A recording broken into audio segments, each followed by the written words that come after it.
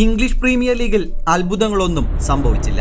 ഗണ്ണേഴ്സിന്റെ കിരീടമോഹങ്ങളെ തച്ചുടച്ച് Manchester city തുടർച്ചയായി 4ാം തവണയും premier ലീഗിൽ കിരീടം സ്വന്തമാക്കി. ലീഗിലെ അവസാന പോരാട്ടത്തിൽ വെസ്റ്റ് ഹാം യുണൈറ്റഡിനെ 1-3 ഗോളുകൾക്ക് കീഴടക്കിയാണ് ചാമ്പ്യൻ പട്ടം അവർ സ്വന്തമാക്കിയത്. സിറ്റിയുടെ 10ാം പ്രീമിയർ ലീഗ് കിരീടം കൂടിയാണിത്. 4 തവണ തുടർച്ചയായി കിരീടം നേടുന്ന ആദ്യ ടീമായി മാറാനും ഇതോടെ സിറ്റിക്ക് കഴിഞ്ഞു. നേരത്തെ മാഞ്ചസ്റ്റർ യുണൈറ്റഡ് 3 തവണ തുടർച്ചയായി ചാമ്പ്യന്മാരായിട്ടുണ്ട്. 38 കളികളിൽ നിന്ന് 28 വിജയവും 7 സമനിലയുമായി 91 പോയിന്റുകൾ നേടിക്കൊണ്ടാണ് സിറ്റി 2023-24 സീസണിലെ പ്രീമിയർ ലീഗ് ജേതാക്കൾ എന്ന സ്ഥാനം നിലനിർത്തിയത്.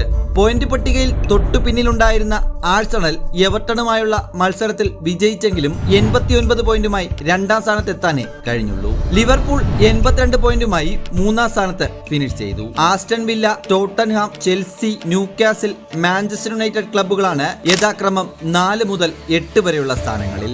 പെപ് ഗാർഡിയോള സിറ്റിയുടെ പരിശീലകനായി എത്തിയ ശേഷം 8 സീസണുകളിൽ 6 തവണയും കിരീടം സിറ്റി തന്നെ സ്വന്തമാക്കി. 2016-ൽ ഗോഡിയോള പരിശീലകനായ ശേഷം സിറ്റി നേടുന്ന 17ാമത്തെ കിരീടം കൂടിയാണിത്.